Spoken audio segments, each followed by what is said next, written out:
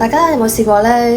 譬如有一個信息啦，就半個鐘都冇覆，就會喺度諗：咦，佢係咪嬲咗我呢？又或者今次呢件事，萬一做錯咗，咁點算呢？又或者我咁樣，人哋會唔會覺得我好奇怪？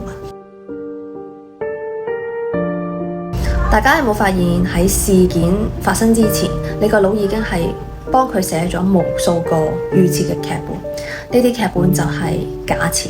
而收緊嘅根本正咧，就係要停止所有嘅不必要嘅假設。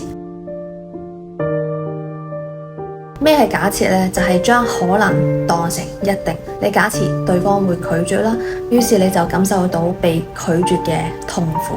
就算你連口都未開，你假設未來就會失敗，於是你就會預先去找數，感受失敗所帶嚟嘅焦慮。你個腦喺度不斷咁進行痛苦嘅預言，而呢一切全部都未發生，甚至根本都唔會發生。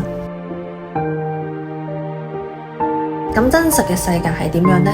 真實就係個信息只係微服，冇任何附加嘅意義，所有事情都冇發生，結果係完全係未知之數。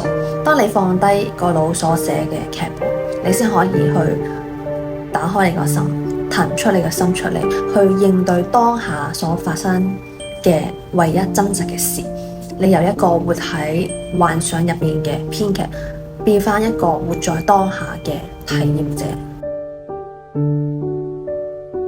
練習嘅方法好簡單，當一個假設嘅念頭出現嘅時候，你喺心入邊問自己一句：呢樣嘢係咪真㗎？例如，當你諗緊佢係咪嬲咗嘅時候，你就問自己係咪真㗎？